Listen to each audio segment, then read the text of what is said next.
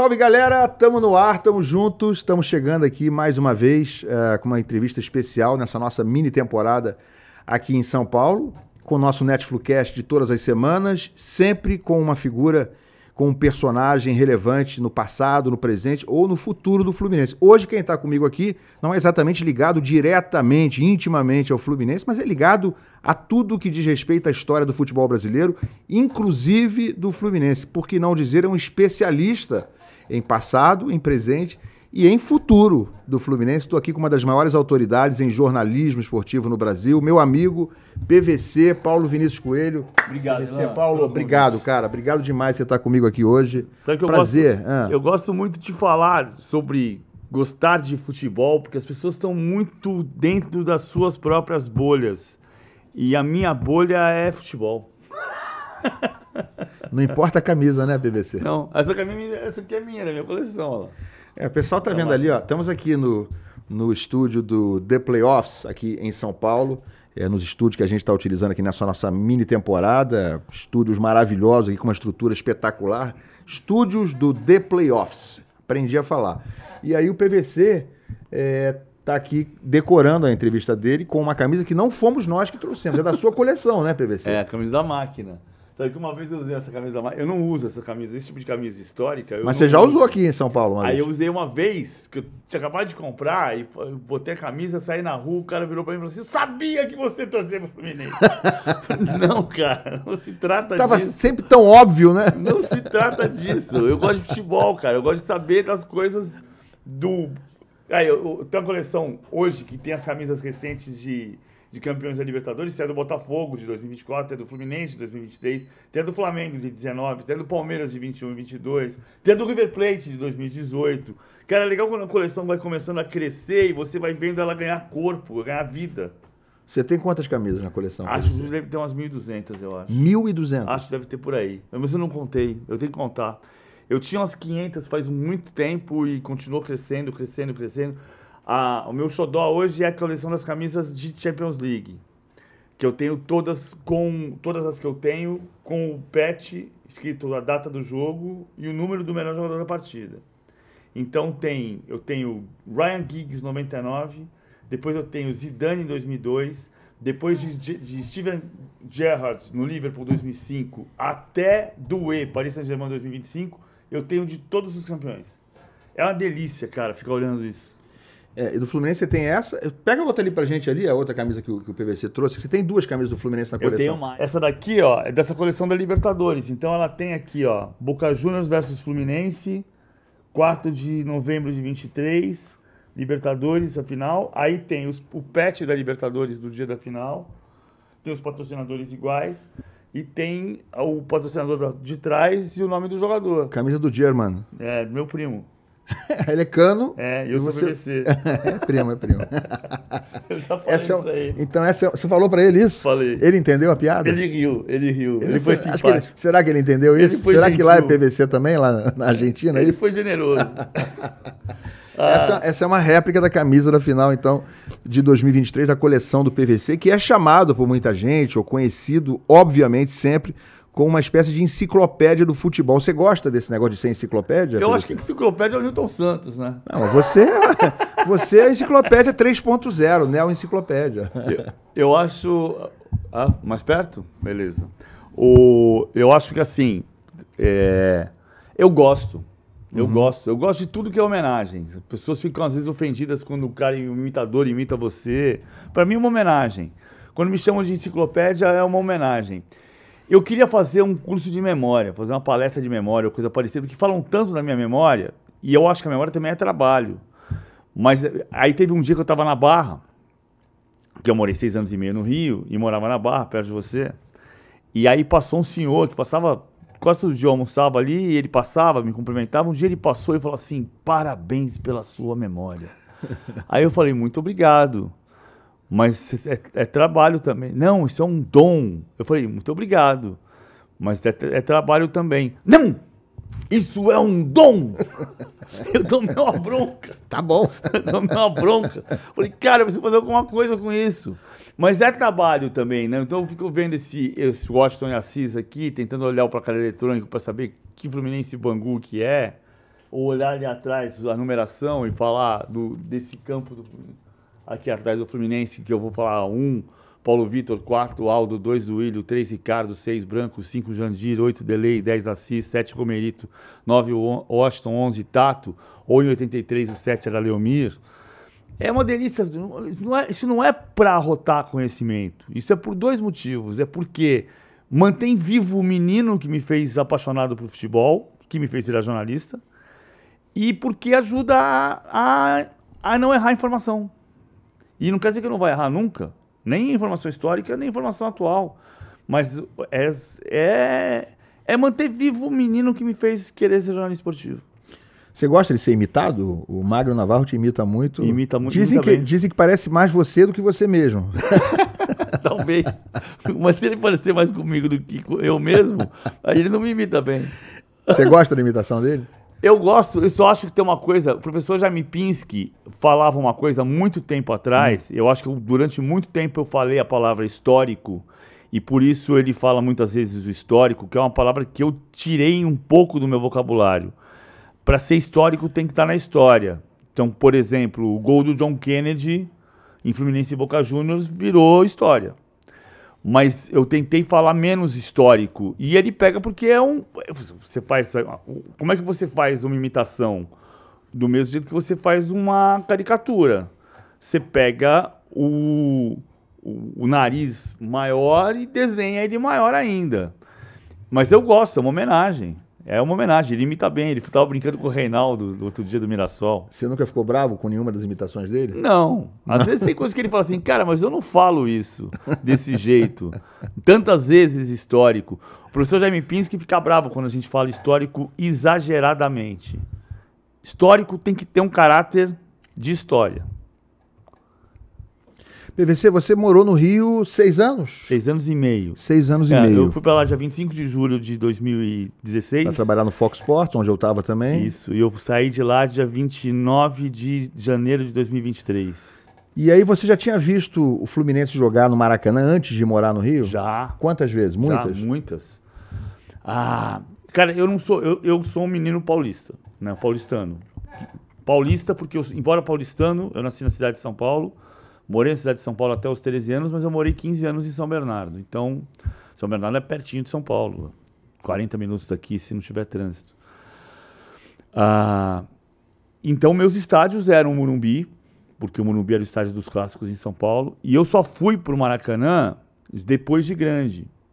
Mas aí eu fui ver Flamengo e Botafogo em 92, a final do Campeonato Brasileiro, trabalhando para a revista Placar. Foi a final onde teve o desabamento ali do guarda-corpo, né, da arquibancada. Eu tava no campo. Eu tava lá em cima na tribuna de imprensa. Tava no campo trabalhando. Depois, em 92, eu fui pro Rio para fazer um especial do Garrincha, que ganhou o Prêmio Abril, uma edição especial de Placar do Garrincha. E aí eu passei pelas Laranjeiras pela primeira vez na minha vida e comprei uma camisa do Fluminense, foi a primeira camisa do Fluminense que eu tive, que era aquela de 92, não a branca que tinha as listas em cima, que ganhou a final contra o Inter da Copa do Brasil, que perdeu a final pro Inter na Copa do Brasil, mas a tricolor, que era da pênalti, eu tenho essa camisa até hoje. E depois, em 95, depois eu vi Vasco e Fluminense, mas depois em 95, a gente saiu daqui de São Paulo, Vander Roberto, fotógrafo, Robson Morelli, editor do Estadão depois por anos e anos, hoje é dono do site The Football, e a gente pegou um ônibus e foi credenciado para o Rio para ver a estreia do Romário. O primeiro jogo oficial do Romário pelo Flamengo, que era o Fla-Flu, que o Lima acabou com o Romário. Anulou o Romário. Né?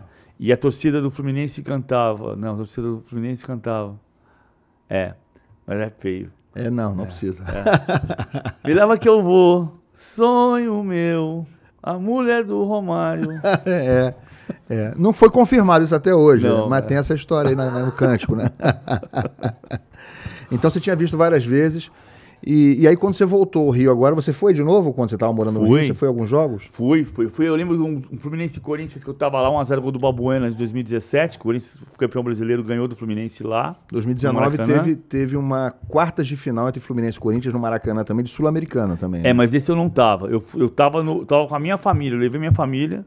Depois eu fui no Fla-Flu em 2019. Essa história é muito engraçada, cara. Minha mulher vai ficar brava comigo. A gente estava no desfile da Mangueira, que ganhou o Carnaval de 19, que era o desfile da Marielle. E depois, 2 semanas mais tarde, tinha um Fla-Flu e a gente foi para a Feijoada da Mangueira. E da Mangueira a gente foi direto para o Maracanã. E a Adriana, minha mulher, nunca tinha visto um Fla-Flu no Maracanã. E ela estava encantada. Olha que coisa linda. Esse lado esquerdo todo vermelho e preto. Esse lado direito todo tricolor. Verde, branco e grená. Que coisa bonita. Aí passou uns 3 meses, a gente foi ver Flamengo 3, Palmeiras 0. Essa torcida fica comemorando até lateral! Maracanã. Você não tinha dito que era lindo? Não! Mudei de ideia.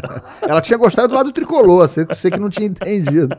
Ela é palmeirense doente também, a tua esposa? Você sabe qual foi a segunda pergunta que eu fiz pra ela quando eu conheci? Qual é o seu nome? O resto já estava sabido, né? Você conheceu ela no jogo do Palmeiras, não? Não, eu conheci a Adriana, eu trabalhava na revista Placar e eu acho essa história muito bonita. Ela já encheu a paciência de eu achar bonita, mas eu acho bonita, continuo achando bonita. Eu trabalhava na revista Placar, eu fiz curso Abril em 91, fui para ser estagiário da revista Ação e de lá eu fui para a revista Placar em 91. E a Adriana fez curso Abril em 93 e ela foi trabalhar na revista Capricho. E ela ficou amiga de uma amiga minha, que era a Juliana Cury. E a Juliana sugeria para a Adriana ligar para mim para pedir telefone de jogador, quando o Capricho tinha que fazer matéria de jogador. Caio Ribeiro, Denilson. E eu era um pouco de agenda dela, mas não tinha nada. 93, 94, 95, 96, Placar ficava no 8º andar. E no 6º andar ficava Capricho. E no 7º andar era o banco e a lanchonete. Um dia, em 96, eu desci do 8º para o 7º para ir no banco ou na lanchonete. E ela subiu do 6º para ir no banco ou na lanchonete. A gente se cruzou na escada. Ela falou, pô, que bom que eu te encontrei. Acabei de pedir demissão, tô indo embora. Eu falei, me dá seu telefone. De repente, pinta um frila. Aí eu comecei a ligar para ela, a gente começou a sair. Tá fazendo frila contigo até hoje. Isso. Faz 29 anos. Que bom, que legal. Eu acho essa história incrível, porque assim, era ali ou nunca mais, né? Acabei de pedir demissão, tô indo embora do prédio. As coisas são muito doidas. O PVC, e a tua relação com o Palmeiras? Você é um cara que sabe muito sobre todos os times, naturalmente sabe muito também sobre o Palmeiras, que é o seu time do coração. Acho que você não esconde isso, pelo menos de anos pra cá, isso nunca foi escondido. Eu nunca falei, nunca menti sobre isso. Eu não gosto de falar de graça, assim. De graça eu digo, não é ganhando dinheiro, não se trata disso. Por nada, né? Sem motivo. Eu digo assim, eu não digo meu time nunca, a não ser quando é relevante. Ou seja, toda vez que alguém me pergunta. Neste caso, sempre foi assim. No ar ou fora do ar, eu exerço a primeira missão da minha profissão, da nossa profissão. Eu dou a informação certa. E você vestiu a camisa do Palmeiras numa ocasião que você tem uma foto até sua com a Leila. Eu odeio a maneira como essa foto vazou, porque essa foto, ela é uma foto que eu digo que é roubada, ela existe, mas ela é roubada pelo seguinte. Eu tinha escrito na véspera que a Leila não podia ser candidata ao Conselho Deliberativo porque ela não tinha tempo de sociedade. E era a primeira vez na vida que eu podia votar. Eu moro a 15 minutos a pé do estádio. E eu desci com uma roupa assim, camisa azul ou preta, ou que cor era, não sei. Desci a pé, passei pela catraca no dia da eleição e falei, puxa, eu posso votar. Aí eu tirei a minha camisa e coloquei uma camisa do Palmeiras que eu tinha colocado na sacola. Que a camisa é igual a do título brasileiro de 2016. O Juca me falou assim, mas você está usando a camisa escrito que ele fez? Eu falei, é a camisa oficial, você queria que comprasse pirata? E eu entrei e fui votar. E votei e estava saindo do clube quando um correligionário dela me chamou e falou, ela quer conhecer você. Ela estava brava comigo porque eu tinha dito que ela não podia ser candidata. Eu fui, cumprimentei-a, esqueci a roupa que eu estava. Saí, antes de passar pela catraca, tirei a camisa, coloquei uma camisa que eu tinha vindo, coloquei a camisa dentro da sacola e fui caminhando para minha casa. No dia seguinte tinha essa foto nas redes sociais. Sim, mas você botou a camisa para votar. Você queria votar com a camisa do Palmeiras. Não era obrigatório votar com a camisa do Palmeiras. Não, eu acho que eu fiz uma bobagem. Acho que eu fiz uma bobagem. Não faria de novo. Não fiz de novo. Não fiz de novo. Mas o que eu fiz foi, no dia de estou no clube, tenho direito a voto. Puxa, estou orgulhoso. Pum. Foi isso que eu fiz. Eu não, você olha essa foto, eu não você pode perceber no meu olho, eu não estou olhando para a câmera, nem para ela. A foto eu não percebi ninguém fazendo a foto. Não é uma foto posada assim, vamos tirar uma foto. Não foi isso que aconteceu. Eu não tinha autorização para fazer aquela foto. Pô, podia fazer, alguém podia fazer, tá fazendo uma foto aqui agora, tô vendo. Eu não estava vendo. Então, eu acho aquela situação desleal. Eu acho a situação desleal. Ela parte de um erro meu. Estou de acordo. Mas ela é desleal. Eu costumo dizer, o pessoal me pergunta, por que você não veste a camisa do Fluminense? E eu falo, olha, porque eu sou um jornalista. Jornalista tem time, mas eu não sou um torcedor. Eu sou um jornalista que tem time. Eu não acho adequado para um jornalista, que fala inclusive de outros clubes, como eu falo hoje na Placar atualmente, vestir camisa de um time, do time de coração. Você acha também inadequado que tem muitos jornalistas hoje que vestem a camisa literalmente, que botam a camisa até em canais próprios de YouTube. O que você pensa sobre? Eu uso a camisa do meu clube na minha varanda, vendo o jogo na minha televisão. Pessoa física. Esse é o único cenário. Esse é o único cenário. Mas você usa mesmo? Em casa? Nem sempre, de vez em quando uso. Estou eu e meus 2 filhos vendo o jogo na sala da minha casa. E eu fico na varanda. Fico na varanda, puxo minha cadeira aqui de madeira que dá uma distância assim para ver o jogo. Ali eu ponho. Ali na minha varanda, dentro da minha casa. Mas na rua eu não uso. Exceção desse dia. Porque esse dia foi o dia que eu entendi, que eu achei, eu me dei o direito de falar, puxa, estou orgulhoso porque eu tenho direito a voto. E fiz isso. E acho que eu errei. E não faço mais. Mas o fato de eu ter errado não dá o direito a alguém ser desleal com aquele momento. Se alguém tivesse pedido para tirar foto, provavelmente eu teria, vamos tirar. Deixa eu trocar a camisa aqui. Vou trocar a camisa. Hoje a internet é uma mudança, a meu ver, imensa, né, brusca na comunicação, desde que eu comecei. Você começou praticamente junto comigo, eu comecei em 1990, você também, né? Eu digo que eu sou jornalista desde que publiquei minha primeira matéria, que foi num jornal de bairro. Que foi quando? 15 de setembro de 87. 87. Eu estava no primeiro ano da faculdade. Mas você se formou em 90, né? Me formei em 90. Se formou em 90, PVC tem um ano a mais que eu, tem 56, eu vou fazer 55 daqui 2 meses. Mas, enfim, a internet, PVC, a meu ver, desde que eu comecei trabalhando em rádio, cheguei a trabalhar também em imprensa escrita, depois fui para a TV, para mim é uma mudança imensa, é uma necessidade constante de reinvenção de quem trabalha com isso. Você acha que a internet, ou todo esse mundo digital que existe hoje, melhorou, piorou ou só tornou diferente o nosso mercado? Não, acho que ela piorou. Eu acho que ela piorou porque, por exemplo, gente da nossa geração, agora era o Magno Navarro falando, você percebeu? O quê? Agora você fez... Aí, Magno, pode pegar o corte já. Você está evitando fazer o por causa disso? Não. Não, é que agora ele fez do jeito que ficou igual o que ele faz. Eu acho que tem uma coisa que a gente trabalha com informação. Eu gosto de dizer que a gente trabalha com surpresa. Porque cada vez que a gente consegue publicar uma história, mesmo que seja uma história antiga, numa versão que você não saiba, se eu me surpreendo escrevendo uma coisa, é muito provável que alguém se surpreenda ao ler. E para você aumentar esse repertório, a gente precisa ouvir. E a gente precisa descobrir coisas diferentes. O que te dá coisas diferentes? Ler um livro, por exemplo. As pessoas não leem mais livro. Pessoas de uma geração de 18, de 20, não leem mais livro. Então, assim, eu gosto muito, por uma coincidência, a gente gravou quando eu estava na Globo, eu gravei uma entrevista para o documentário do Galvão. E quando terminou o documentário do Galvão, eu falei uma coisa que, provavelmente por uma coincidência, virou uma campanha da Globo pouco depois. Alguém teve a mesma ideia. Imagino. Que eu falava assim, eu adoro pensar que um hino do jornalista deveria ser a música Fala, dos Secos e Molhados. Que diz, eu não sei dizer, nada por dizer, então eu escuto. Se você disser tudo o que quiser, então eu escuto. Lá, lá, lá, lá, lá, lá, lá, lá, fala. Essa música é do João Ricardo. O João Ricardo fez todas as composições do primeiro disco dos Secos e Molhados, que é uma obra-prima. Com a voz do Ney Matogrosso, então, é uma obra-prima. Depois os dois tiveram divergências.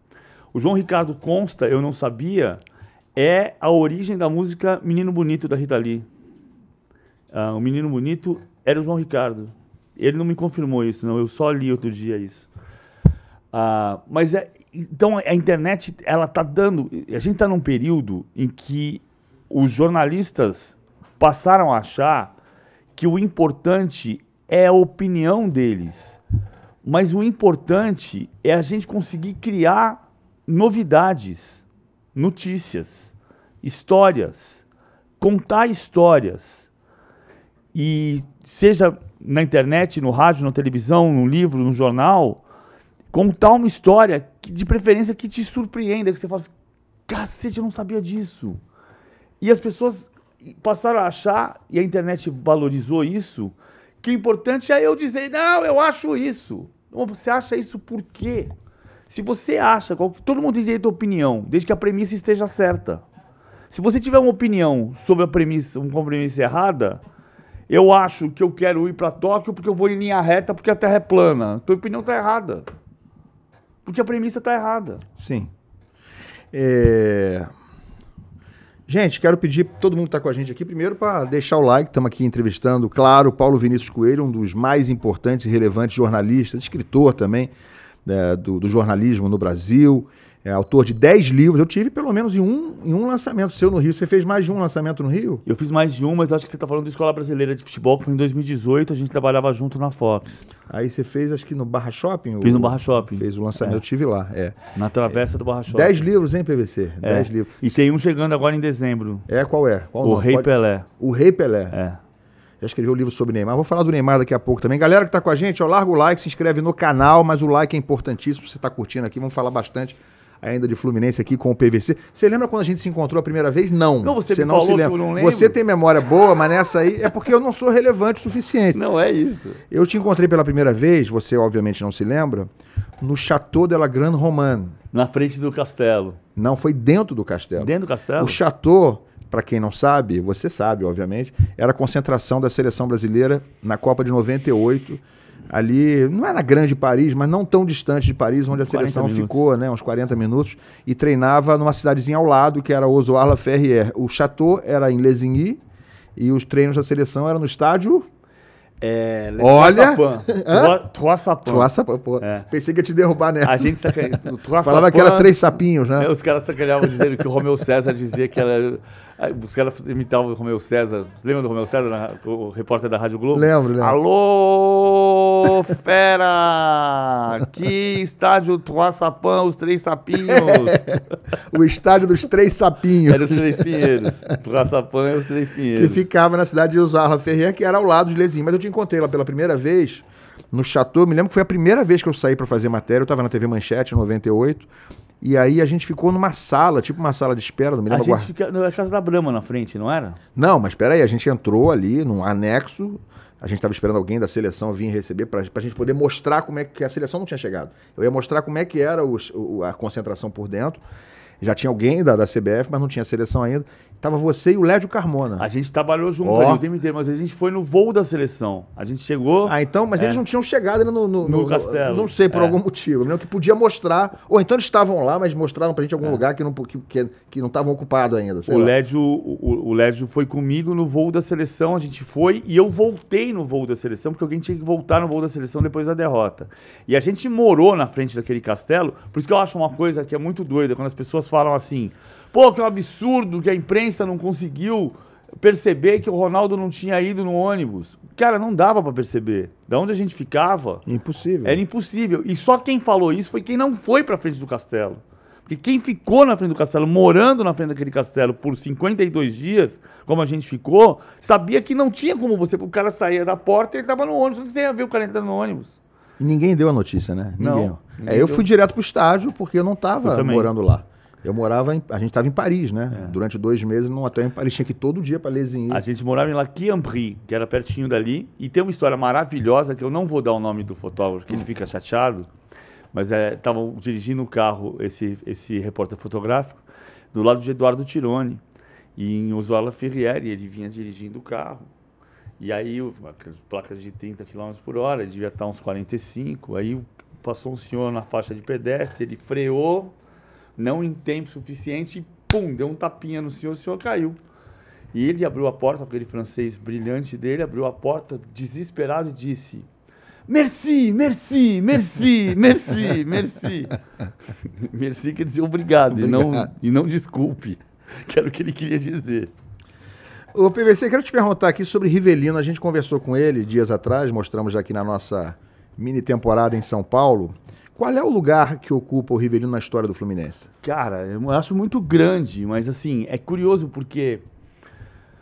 Vamos lá, se você for pegar o time de 2023, que mudou muita coisa nessa história, e se você pegar o Fred, que também mudou muita coisa nesses últimos 15 anos, você vai voltar para trás e vai ser Castilho, grande ídolo da história do Fluminense, Castilho, maior artilheiro da história do Fluminense, Valdo, que é de uma geração que muita gente não viu, né?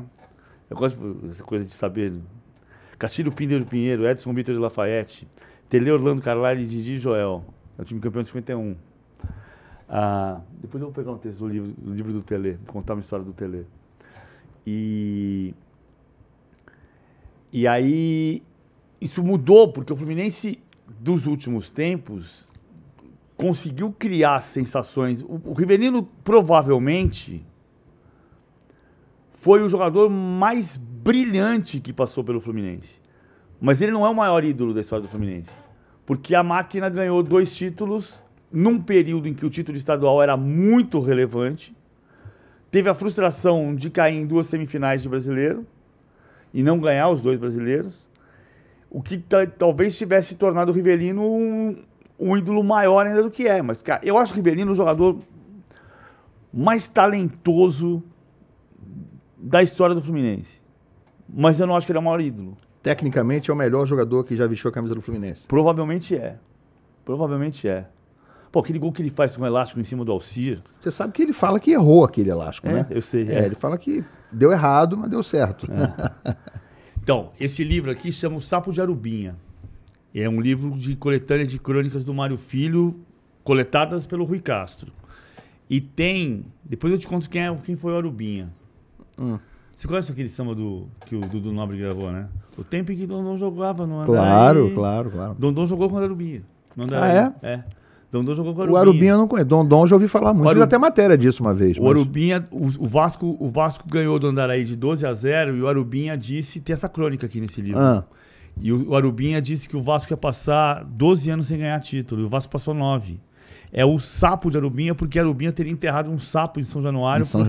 Para que o Vasco ficasse 12 anos sem ganhar. De vez em quando eles dizem que tá enterrado ainda lá, viu? Pois é. Tinha que tirar o Arubinha de lá. E o Arubinha jogou no Andaraí junto com o Dondon. No tempo em que Dondon jogava no Andaraí. Mas a crônica desse livro aqui, chama Telê. É um texto do Mário Filho. Descobrimos Telê todos os anos. E o curioso é que ele é sempre o mesmo. Ele é sempre o mesmo. Não há jogador mais fiel a si mesmo. Por isso o Telê se repete. A repetição esconde da gente o eterno. O terno não é esquecer. A presença de Telê é uma dessas coisas que a gente não pode ignorar. Que a gente pode ignorar.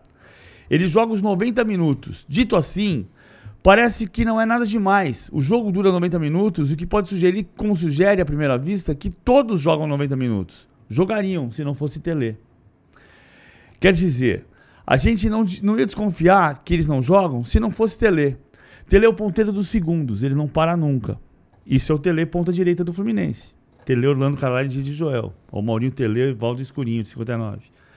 Aí, em 94, eu trabalhava muito no São Paulo e aí o Telê era uma delícia de conversar quando ficava sozinho. Você chegou a trabalhar com o Telê no Fluminense? Não. Ele trabalhando no Fluminense, não. Mas eu fui fazer o lançamento do livro dele, da biografia dele, um pouquinho antes dele falecer, né? Ele já muito debilitado. E ele autografou meu livro. O filho dele estava junto lá. Opa, hino da Champions aí, ó. Vou desligar isso aqui. Aí aconteceu o seguinte... E ele no São Paulo, né? Me lembro dele no São Paulo, cobri algumas vezes São Paulo também. Mas não no Fluminense. Eu cobri muito Telê no São Paulo, eu cobri final de Libertadores com Telê no São Paulo. E aí, numa das tardes de São Paulo, você chegava ali no São Paulo e o Telê ficava muito bronqueado quando tinha uma roda de... Não era coletiva como hoje, que tem um banner atrás e você fica aqui falando. Era uma roda de jornalistas. Um bolinho em volta dele, no alambrado ali do campo. E aí ficavam 12, 15 jornalistas e ele dando espinafrada. Aí saía um, saía dois, saía três. Quando ficavam 2, 3, ele era um doce. Aí ele mudava a feição, ele começava a contar a história. E eu lembro de uma quarta ou quinta-feira muito fria no CT da Barra Funda de São Paulo. E tava só o Telê e eu. E a gente foi conversando, ele foi contando a história da vida dele, contando a história do futebol. E eu falei, tem uma crônica do Mário Filho chamada um livro chamado Sapo de Arubinha, que tem uma crônica chamada Telê. Ele fez uma cara de ponto de interrogação, eu falei, você não conhece?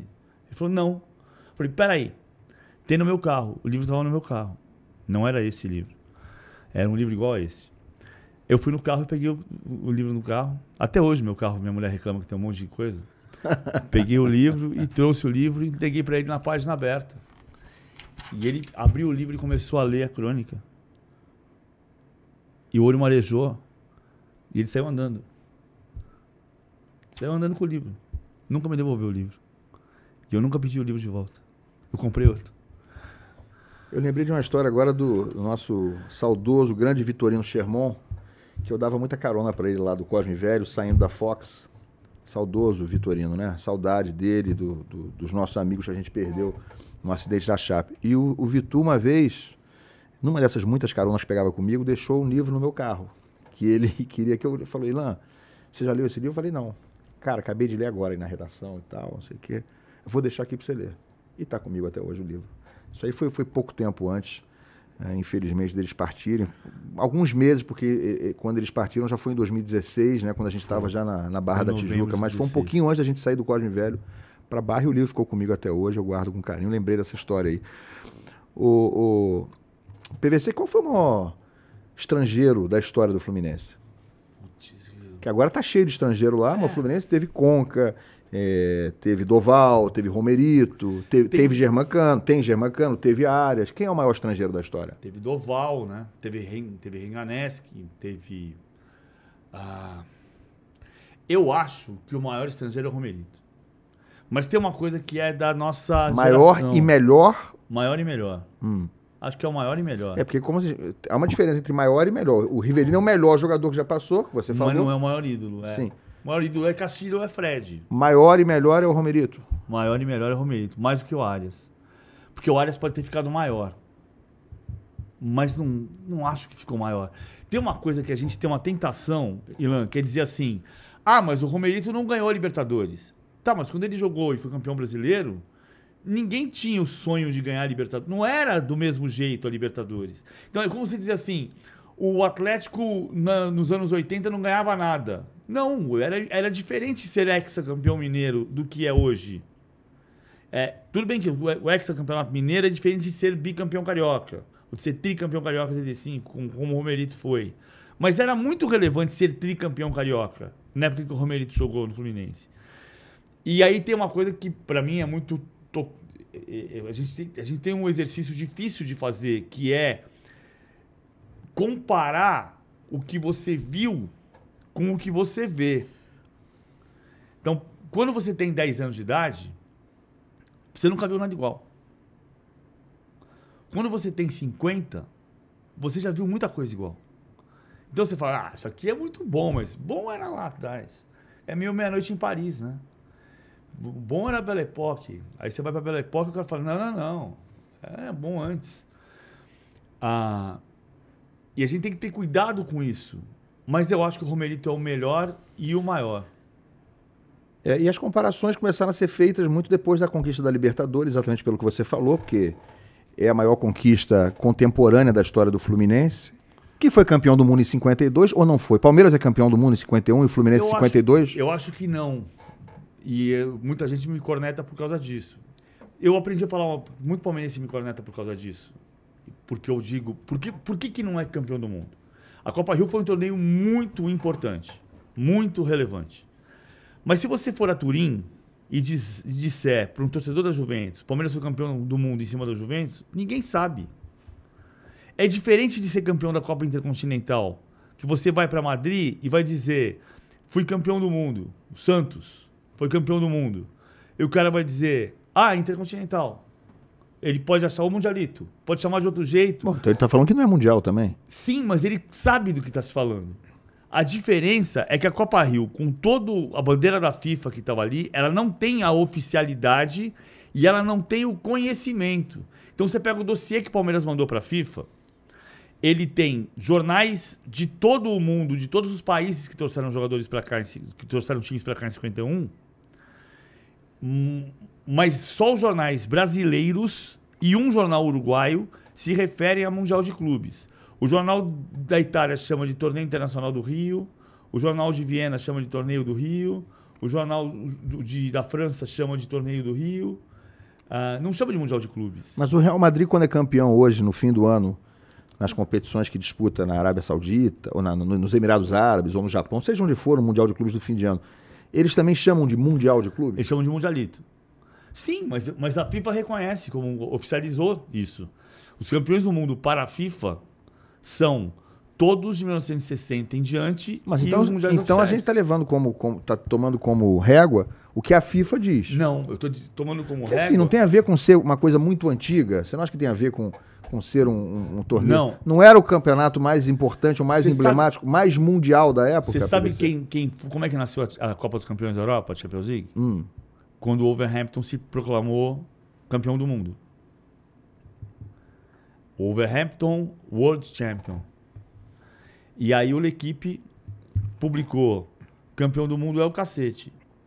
E no terceiro dia campeão do mundo é o cacete e nós propomos o lançamento da Copa dos Campeões da Europa. E assim nasceu a Copa dos Campeões da Europa. Sem o Wolverhampton. Porque o Wolverhampton era campeão inglês de 54. E por que o Wolverhampton se proclamou campeão do mundo?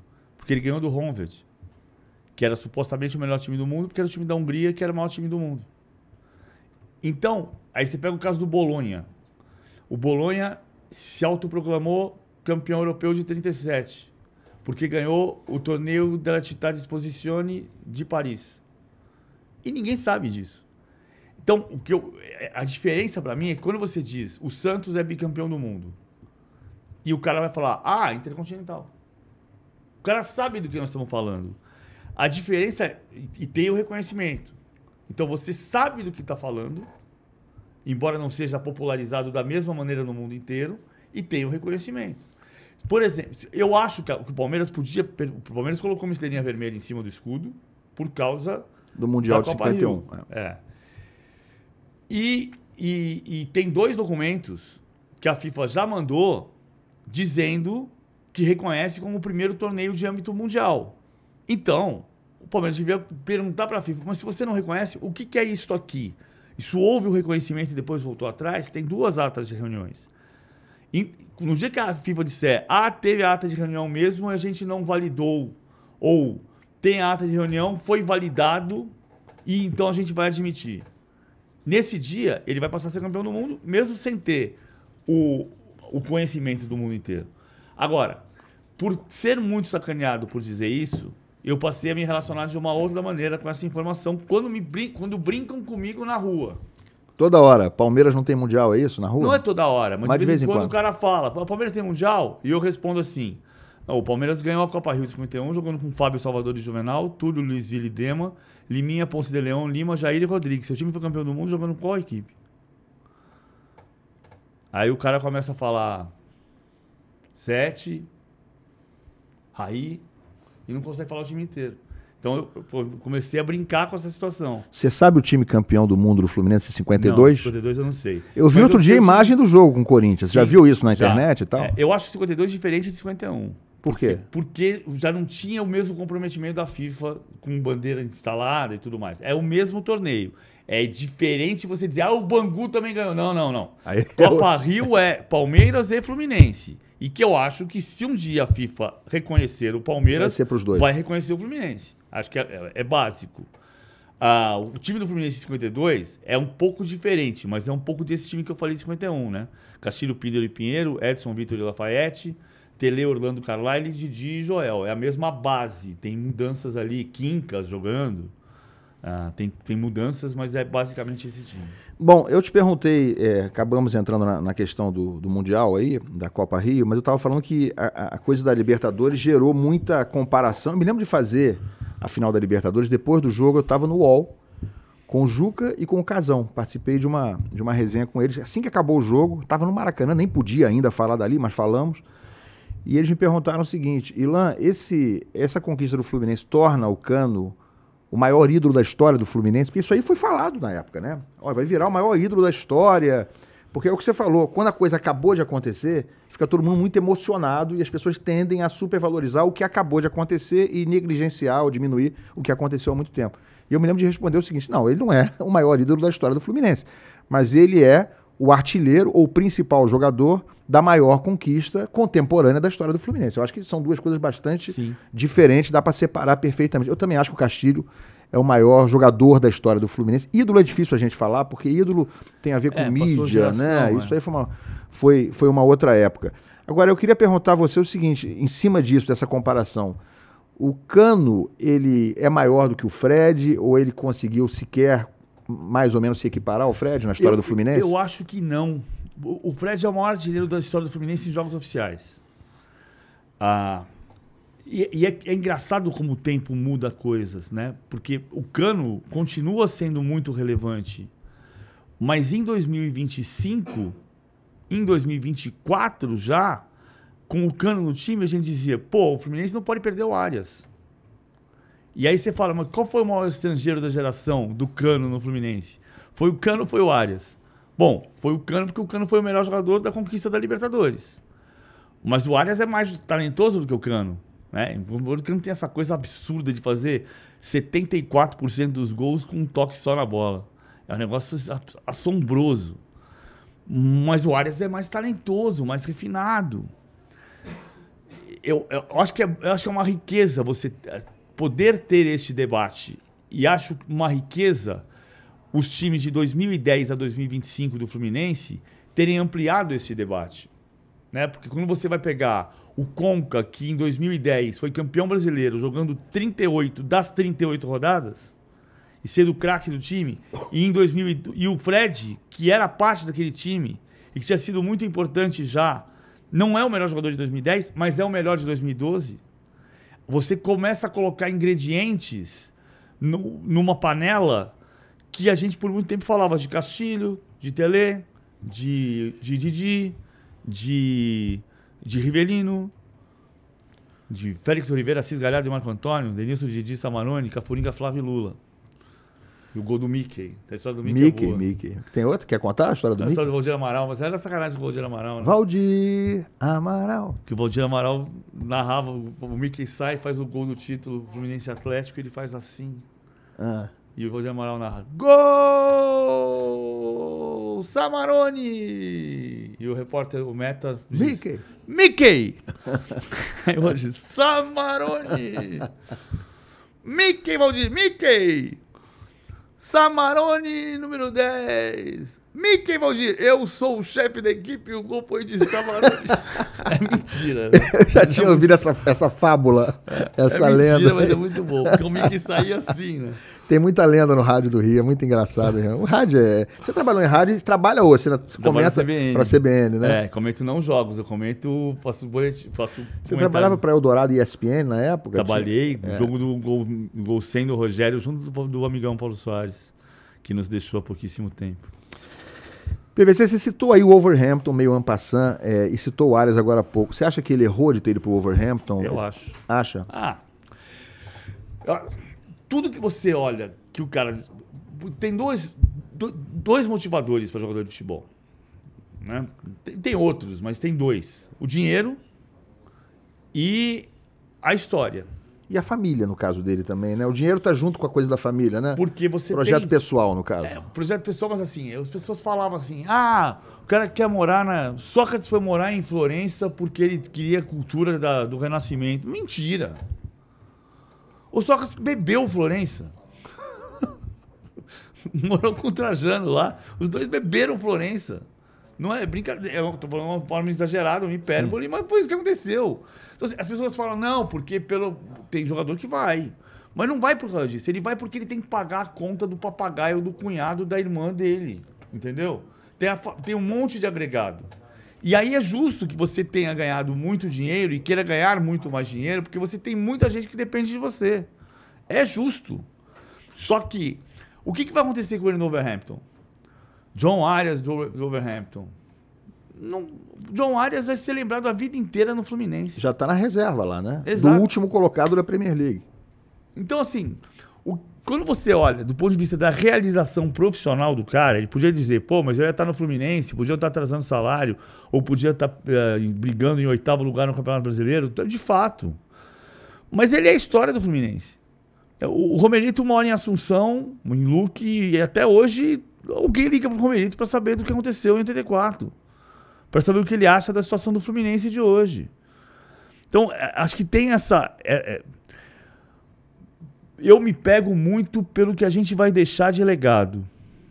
E é claro que ele pode dizer que ele vai deixar de legado, que a família da irmã dele vai sempre se lembrar que ele deixou bens, benefícios para uma geração de pessoas. É outro tipo de legado. Mas a gente está olhando para o legado... Puxa, cara, ele podia jogar tão bem aqui. Jogar no Fluminense, jogar em outro clube da América do Sul, River Plate, Boca Juniors. Tipo, não vou jogar no Flamengo porque é rival do Palmeiras? Fluminense. Queria ir no Palmeiras? Todo mundo falou dele no Palmeiras, mas não teve uma coisa que tenha avançado assim. Mas é um jogador que podia jogar em qualquer clube do Brasil, da América do Sul. Ele podia deixar história. Mais história do que ele deixou. Porque a gente está falando de 2 anos depois, sabendo que o Arias ficou maior do que o Cano durante um período, mas o Arias não vai ser o símbolo do Fluminense. Quem vai ser o Cano. O Ganso é mais idolatrado no Fluminense do que o Arias. Eu acho, depois da saída dele, eu discuto isso, tá? Não por mim, mas eu acho que se você perguntar 100 tricolores, vai ter mais gente dizendo que o Ganso é ídolo do que o Arias. Sim. Incrivelmente. A meu ver, incrivelmente. Porque o Arias foi muito importante durante todo o processo de 23 e 24, de 22, 23, 24. E eu acho até que 22, 23, 24, porque essa história começa muito... Eu estava no Rio. Chegou em 21. Ele chegou em 21. Ou em 20, eu estou em dúvida que chegou em 20 ou 21. Mas ele começou a jogar bem em 22. O time campeão contra o Flamengo no no jogo do Não Tá Mais Comigo, que era o Abel ainda, o técnico. Uhum. Logo depois entrou o Diniz. Depois entrou o Diniz. Mas aquele dia, depois do... A coisa que você percebe como é importante ser campeão. Eu tava no Rio, o Fluminense foi campeão no sábado, eu fui pro show do Ney Matogrosso na Urca, e eu indo de Uber pra Urca, vendo o pai e filho com a camisa do tricolor do Fluminense pela cidade inteira. Eu falei, cara, que coisa relevante. Não, mas foi campeão carioca, mas um moleque tá falando, eu sou tricolor, eu sou campeão. Isso tem um valor na formação da pessoa, que quem gosta de futebol, quem gosta de esporte, sabe que tem. Então, não, você quer ganhar Libertadores, claro, mas para um time que tava sofrendo, que não ganhava o campeonato nenhum. Há 10 anos. Desde 2012. Só tinha ganho a primeira liga. Que não existia mais. E não era campeão desde 2012. Aí você ganha um campeonato estadual, mas é só o estadual. Não, cara, é campeão. Contra o Flamengo. Numa final, em 2 jogos. Com Cano, com Arias, com Não Tá Mais Comigo. Eu sou totalmente isso aí que você falou. Eu acho que o Carioca... Me perguntam isso toda hora também. Eu não acho que o Carioca é desimportante. Ele só é menos importante, claro, que a Copa do Brasil. É menos que o Brasileiro, é menos que a Libertadores. Mas ele tem a sua importância. É menor que esses? É. Mas é importante? Muito. Vai ver na final do Campeonato Carioca, todos os anos, todo ano. Vai ver como é que tá o Maracanã. Não cabe ninguém. Que campeonato desimportante é esse que lota o Maracanã sempre que tem a final? É uma coisa que é muito doida. Como a gente fala do futebol como se o futebol fosse uma coisa banal. E aí você pega, por exemplo, eu gosto de almoçar ali atrás do Allianz Parque, às vezes tem um restaurante que às vezes eu passo por ali. Aí, o dia de Brasil e Japão, eu passei por ali, chega o cara dizendo assim... O Brasil tinha perdido pro Japão de virada, 3-2. Primeira vez na história que o Brasil ganhava um jogo de 2-0 e tomou 3-2. Aí o cara passou e falou assim... Que vergonha! Eu falei... Vergonha? Tudo bem, mas é melhor perder agora do que perder na Copa do Mundo. Não sei se vai ganhar a Copa do Mundo, mas... Perdeu um amistoso pro Japão. Não era melhor não ter perdido. Perder não é bom. Aí a conversa começou a andar. Eu falei... Pô, no mês passado, a Seleção Brasileira de Vôlei fez a pior campanha da história do Brasil no voleibol, na história do Mundial. É mesmo? É. Ninguém passou pra falar isso. Mas aí o Brasil perde do Japão, você fala assim, ninguém liga mais pra Seleção Brasileira. O cara passa do meu lado e fala assim, que vergonha! Pô, mas então ninguém liga mais pra Seleção Brasileira? Ninguém é gente pra cacete num país de 210 milhões de habitantes, né? É que a gente muitas vezes quer medir o Brasil da Faria Lima ou da Dias Ferreira. E a gente não tá vendo o que tá acontecendo em Manaus. Assim, num país de 210 milhões de habitantes, a gente dizer, ninguém mais liga. E o cara passa por mim e fala, que vergonha que perdeu pro Japão. Sim, mas o mês passado a gente nem falou da seleção de vôlei, né? Incrível. O futebol tem um poder, uma sedução e uma capacidade de gerar dinheiro. Porque o futebol é 0,6% do PIB, podia ser 1,5%. A quantidade de gente que depende do futebol, jornalista, roupeiro, massagista, jogador técnico, vendedor ambulante, empresa de ônibus, que de alguma maneira gera dinheiro. Eu vou aproveitar teu gancho. Você tem um livro, mais de um livro sobre seleção brasileira. Tem um que são os 100 maiores jogadores da história do futebol brasileiro. Depois você reeditou, porque você acrescentou alguns mais. Você lançou um em 2006, outro em 2010. Os 100 maiores é com o André Kfouri, que a gente fez com o selo na ESPN. Mas tem um outro que a gente reeditou, foi o 50 maiores jogos das Copas, que virou 55. 55. Pois é, e fez um livro sobre o Neymar em 2014, você. Um livro, um perfil, que é mais um perfil que uma biografia. Chama Planeta Neymar. E aí eu quero te perguntar em cima disso, vou fazer um combo aqui para você me responder sobre a seleção. Em que pé está a seleção hoje em relação à Copa do ano que vem? O Brasil tem chance real? Qual a chance real?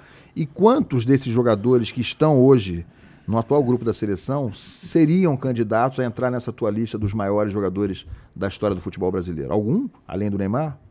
Eu acho que hoje não. Mas o Vinícius Júnior foi eleito o melhor jogador do mundo. E o que muda, o que muda muito é o título. É o que a gente está falando do Cano. Então, por exemplo, o Brasil pode ser campeão do mundo no ano que vem? Pode. É favorito? Não. Não é favorito. Pela primeira vez não é favorito? Não, eu acho que o Brasil...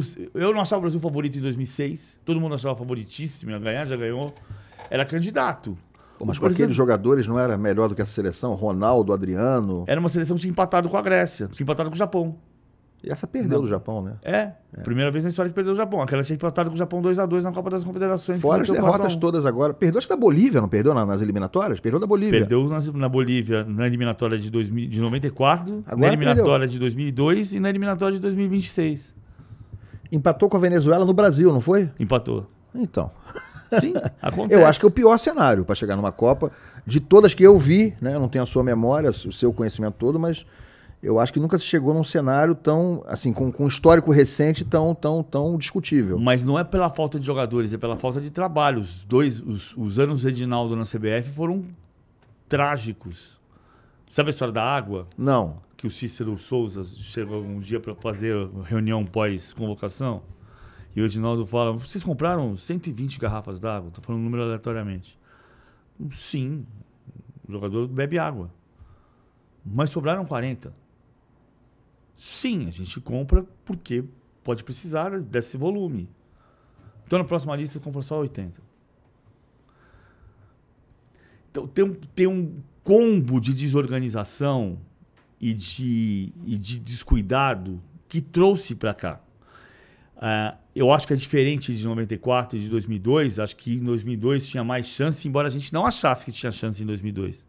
Em 2002 foi a pior campanha do Brasil na história das eliminatórias. E agora foi a pior campanha do Brasil na história das eliminatórias. Em 94, na eliminatória, perdeu para a Bolívia. Em 2001, perdeu para a Bolívia. Em 2025, perdeu para a Bolívia.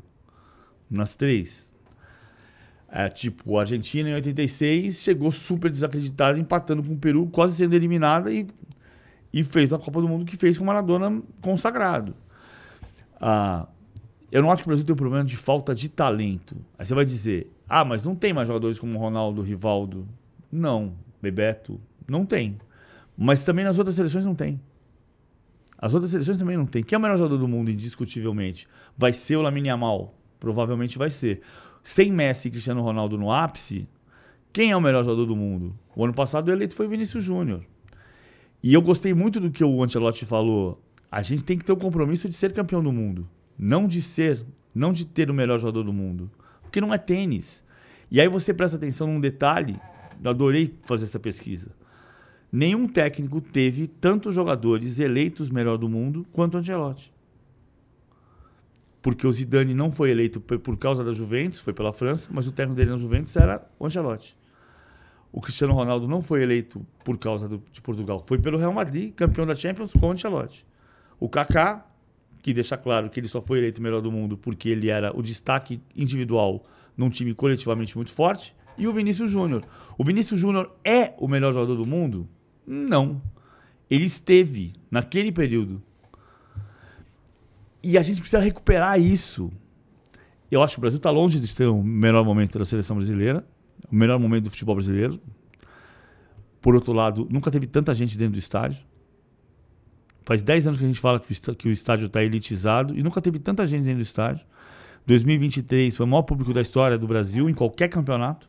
2024 foi o segundo maior público e esse ano vai ser o primeiro, segundo ou terceiro maior público da história do Brasil. E a gente tem um potencial gigantesco. Você já pensou na pesquisa do Globo IPEC recente? Que diz que o Flamengo tem a maior torcida, como a gente sabe, com 22% da preferência. E 32% não torcem para ninguém. 32%, acho até que o número está superestimado, mas digamos que fosse 28%. Um em cada 3 brasileiros não torce para ninguém, pela pesquisa. Olha a oportunidade, é uma tragédia, mas olha a oportunidade que é. Porque se você trouxer 10%, se você trouxer 20% desses 32%, é mais do que a população da Itália. Que você traz para a economia do futebol. Não estou dizendo que vai trazer 20%, mas se você trouxer 15%, você traz a população da Itália para dentro da economia do jogo. PVC, o Fluminense foi muito bem agora, você falou em campeão do mundo, me lembrei disso. O Fluminense foi muito bem na Copa do Mundo de Clubes, né? Foi super louvado, mas eu tenho uma opinião um pouco polêmica sobre como terminou. Eu fiquei com a sensação real, de verdade, inclusive baseada no próprio jogo, onde ele foi eliminado pro Chelsea. Fiquei com a sensação de que o Fluminense poderia ter sido campeão. Porque o Chelsea primeiro acabou sendo o campeão. Ganhou do Fluminense de 2-0, onde estava 1-0, salvou uma bola em cima da linha, né, do Cucurella no primeiro tempo. Depois, a meu ver, teve um pênalti sonegado pro Fluminense, uma bola que o jogador tá com a mão afastada, enfim. Mas não só por isso, pelo jogo jogado, pelo que não jogou naquele jogo, ou pelos jogadores não utilizados pelo Renato. Por exemplo, o Serda não jogou o Mundial. Sim. O Serda, que hoje virou uma das principais peças do Fluminense, não jogou, foi praticamente sonegado a ele oportunidades no Mundial e outros, né? O Soteldo acabou entrando sem nenhuma condição no último jogo, aos 20 do segundo tempo, poderia ter entrado o Serna e entrou o Soteldo sem nenhuma condição. Tinha meia hora de jogo ainda para ser jogado. Fiquei com essa sensação. É absurdo falar isso? Não, eu não porque acho... o Chelsea acabou sendo campeão depois, né? E o Chelsea tá vendo que o Chelsea não é o melhor time da Inglaterra. Ele não é o melhor time do mundo, nem o melhor time da Inglaterra. Ele tá brigando, sofrendo no campeonato inglês para ficar. Se tivesse feito um ótimo jogo contra o Chelsea, talvez na final a mesma coisa, poderia ter sido campeão. É assim que eu vejo. Poderia, mas a lógica, eu acho que tem uma diferença entre o futebol de clubes no mundo e o futebol de seleções, que é o caso Bosman. Porque quando você acabou na prática, o limite de estrangeiros existe até hoje na Europa. Você pode ter 3 extracomunitários. É por que o Samuel Lino veio para o Flamengo? Porque ele é um grande jogador, o Flamengo tinha o dinheiro para contratar um grande jogador, e porque, com a chegada do Almada ao Atlético de Madrid, extrapolou o limite de extracomunitários. E aí o Samuel Lino tinha que sair do Atlético de Madrid e teve a opção de vir para o Flamengo. Mas quando você descobre que eu tenho passaporte português, eu só não posso jogar em nenhum clube da Europa porque eu não jogo nada. Só por isso. Porque legalmente eu posso. E a partir desse momento que você começou a levar os principais jogadores de todos os lugares do mundo para os principais clubes da Europa, os clubes daqui ficaram com o que nos resta. Para não dizer o resto.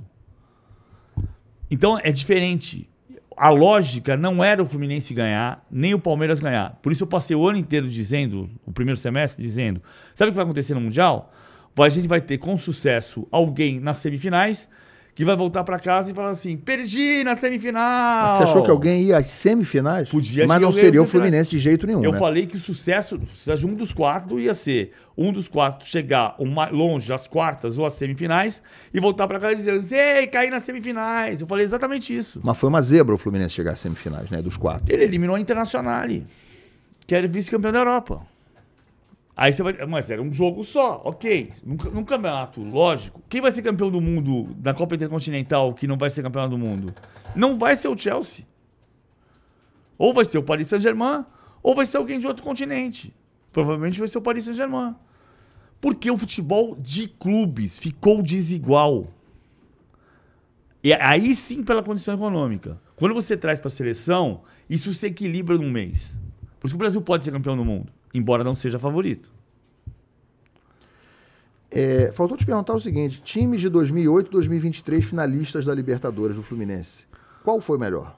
O mais talentoso é o de 8. 2008 que não ganhou.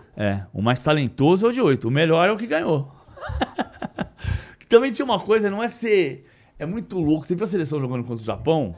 E aí o Ancelotti saindo com a bola, voltava no Hugo, saía pro lado, vinha, passava na pequena área. Falei assim, nossa, dinizismo. Porque eu não gosto dessas coisas, ismos. Nazismo, fascismo, dinizismo. Não tem nada a ver dinizismo com isso. Mas assim, esses ismos... Porque o jogo mas o Casão falou aqui, lembra, né? O Casão, determinado dia, falou assim, não gosto desse negócio de dinizismo, porque lembra nazismo, fascismo e tal. Mas assim, eu não gosto de você fazer... O jogo está sendo jogado assim, não é pelo Fernando Diniz. Eu não sou um adepto do Fernando Diniz. Acho que o Fernando Diniz é um bom técnico que tem momentos bons e tem momentos ruins. O Ancelotti é um grande técnico, ganhou 5 vezes a Champions League e tomou 4-1 do Barcelona no ano passado. Mas assim, o time do Diniz de 2023 tinha momentos muito mágicos. Muito mágicos. Mais mágicos do que coletivamente o time de 2008. O time de 2008 era um time mais convencional. O time do Diniz era mais mágico. Aquela história de você trazer todo mundo para um lado e fazer aquela circulação de bola no espaço curtíssimo. E quando você vê, o time chegou na cara do gol. O de 2008 era melhor individualmente.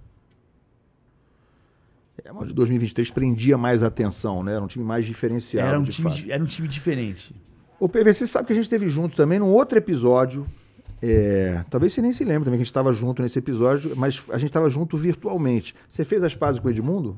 Fiz, muito rápido. Que eu estava apresentando aquele Central Fox, estava com o Bubu do meu lado, né, com o Rodrigo Bueno. Você também estava concordando comigo?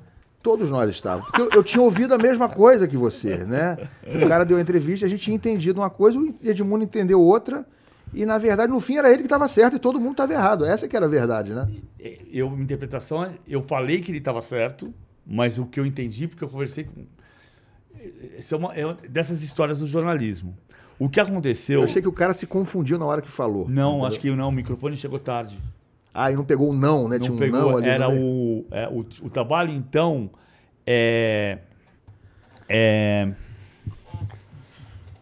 incontestável. O trabalho, então, é incontestável. Aí pareceu contestável. Aí ele responde, contestável, sem dúvida. Entendi. Mas a pergunta foi, o trabalho, então, é incontestável? E ele responde, contestável, sem dúvida. Ou seja, ele estava dizendo incontestável. Mas o X da questão daquele episódio, o Edmundo é um doce, adoro o Edmundo, a gente se dá bem, a gente se deu bem logo depois, ficou tudo certo. Ficou uns 10 dias de ruído, mas depois ficou tudo bem. E eu gosto muito do Edmundo.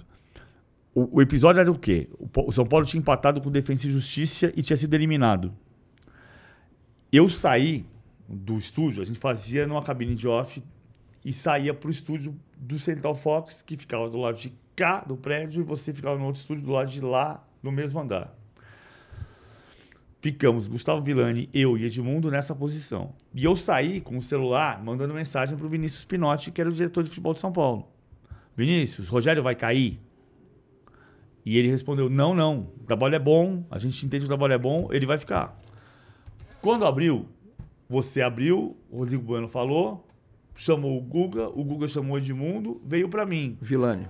Gustavo Villani, chamou o Edmundo, voltou pro Gustavo Villani, o Villani me chamou, eu falei, a situação é muito difícil, perder pro Defensa e Justiça dentro do Morumbi, mas o Vinícius Pinotti vai chegar daqui a pouco, o Rogério Ceni não vai sair, o trabalho vai continuar. O Vinícius Pinotti vai daqui a pouco dar uma entrevista coletiva, ele vai dizer isso.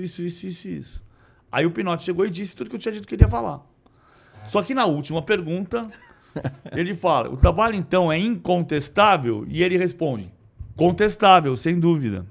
Tinha um in ali que não saiu no ar. Cara, ficou uma conversa de maluco. Ficou uma conversa de louco. E aí o Edmundo dizer, chegou o momento em que foi pro break e rodou o áudio de novo. E eu mandei mensagem pro Pinotti de novo. Ele falou, não, eu falei incontestável. Beleza, mas aí eu falei, não faz sentido mais discutir isso aqui. O áudio tava dizendo contestável, voltou, eu falei, o Edmundo tem razão. E aí o Edmundo falou, não tem razão não. Quem tem razão são vocês, jornalistas. São vocês, aí vocês sabem tudo. Você já apurou aí no celular. Ainda ficou aborrecido que você foi apurar com o cara, né? Que é a função do jornalista. Eu também me dou muito bem com ele. Encontrei o Edmundo lá na Barra também recentemente, o grande cara. Você sabe que o Edmundo, eu vou falar porque ele me falou, então acho que não é segredo, ele já falou, acho que publicamente. Ele nasceu tricolor, né, o Edmundo? Sim. Porque o pai dele era tricolor, né? Mas ele é muito vascaíno, né? Por toda a história depois que se criou e tal. E tem uma relação íntima com o Palmeiras também. Só não imagina. Só não é bustos. Eles tinham a história dos bustos. O espaço dentro do clube social do Palmeiras hoje está muito bonito. Mas eu tinha uma discussão do Oberdan. O Oberdan não podia ser busto, e ele queria ser, porque os bustos eram Ademir da Guia, Junqueira e Valdemar Fiume. E o Oberdan Catani queria ser busto, mas não podia porque ele tinha jogado no final da carreira pelo Juventus contra o Palmeiras. E pelo estatuto, quem tinha jogado contra o Palmeiras não podia, ou seja, o Edmundo não pode. Só que se abriu exceção para o... Primeiro se fez uma estátua que era a mão do Oberdan. E o Oberdan continuou magoadíssimo. Depois se fez o busto. Hoje tem 6 bustos ali dentro. Ademir da Guia... 7. Ademir da Guia... 6. Ademir da Guia, Junqueira, Valdemar Fiume. Dudu, Olegário Tolói, de Oliveira, Dudu volante. Marcos, goleiro e Oberdan. PVC Fluminense é favorito na semifinal da Copa do Brasil com o Vasco? Eu acho favorito. Mas o jogo da... o Diniz está melhorando o Vasco. É. Está melhorando o Vasco. Vai ser como diria Jardel, que jogou no Vasco, clássico é clássico e vice-versa. E dali, porque do outro lado também tem 4 ainda, né, na semifinal. A semifinal acontece só em dezembro. Tem um favorito para o título desse ano? Se você olhar para hoje, é o Cruzeiro. Uhum. O Cruzeiro precisa voltar a ser campeão. O Cruzeiro, desde a maior crise administrativa da história do futebol brasileiro, de qualquer grande clube do Brasil, uma crise administrativa do Cruzeiro não é maior do que a do América, né, que deixou de ser grande. Mas a crise administrativa, a crise do Cruzeiro foi quase o Cruzeiro acabou. E depois disso, o Cruzeiro nunca mais foi campeão. O Cruzeiro precisa voltar a ser campeão. E já foi muito campeão da Copa do Brasil. Chega, né? Tá bom? É. Quem é o maior técnico da história do Fluminense, PVC? Vamos pensar. Zezé Moreira. Acho que é Zezé Moreira ainda. O pessoal com a memória mais curta vai falar Parreira, ou Abel, ou Muricy. Muricy não, porque o Muricy foi um título ali, mas só. Título importantíssimo, né? Ou Diniz, tem gente que acha que é o Diniz também. Zezé Moreira? Eu acho Zezé Moreira. Pelo mesmo motivo, assim, é difícil você superar a história. E é importante conhecer a história. Quando Zezé Moreira era campeão com o timinho de 51, que não era um timinho... Com o Telê, né? Com o Telê no time.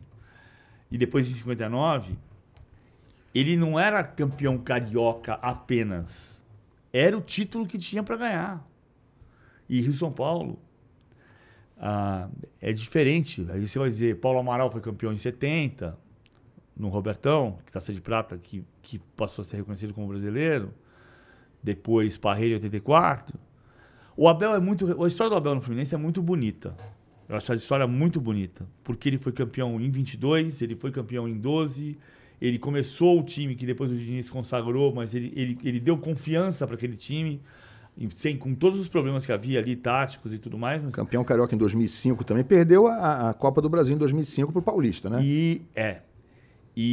Mas a história da passagem dele, a mais recente, com a perda do filho dele, que não tem nada a ver com futebol, mas tem uma questão de... Cara, o cara continuou trabalhando, seguiu, teve um momento expressivo da vida dele. Mas eu acho que Zezé Moreira, a gente precisa olhar para a história também. É como dizer, qual foi o maior estadista da história do Brasil? Talvez tenha sido Dom Pedro II. Para quem tem memória melhor, né? Ou para quem conhece a história de fato, faz sentido. PVC, você ainda tem sonho na profissão? Tenho, quero cobrir mais uma Copa, e mais uma Copa, e mais uma final de Champions League. Então você vai alimentar esses sonhos para sempre, é isso? É sempre querer cobrir. Tenho o sonho de continuar sonhando. Bom, eu tinha o sonho entre os meus, né, de entrevistar você um dia e tô... além de privar a tua amizade, que eu agradeço sempre aqui, privilégio ter tido você hoje aqui, PVC. Obrigado, e eu falo em nome de todos os tricolores, acho, né, do privilégio de ter você falando do Fluminense aqui com tanta propriedade, com tanta sabedoria, como é o seu normal, né? Esse é o seu normal. Eu tenho uma bênção que é gostar muito do que eu faço, né? E eu fico magoado quando as pessoas se medem pela própria régua, sabe? Do tipo, você tá falando isso porque você é contra isso. Não, cara, eu tô tentando analisar e eu vou errar. Mas a gente precisa tentar fazer com respeito, com amor, com respeito por você que está desse lado. Né? Respeito por todas as torcidas, toda a grandeza que cada história do futebol tem. Obrigado, PVC. Nosso respeito a você, meu agradecimento por esse privilégio. Um grande abraço. Gente, Paulo Vinícius Coelho, PVC, se você gostou da nossa conversa, se você curtiu, então, bota o like aí, se inscreve no canal e a gente se vê na semana que vem. Muito obrigado.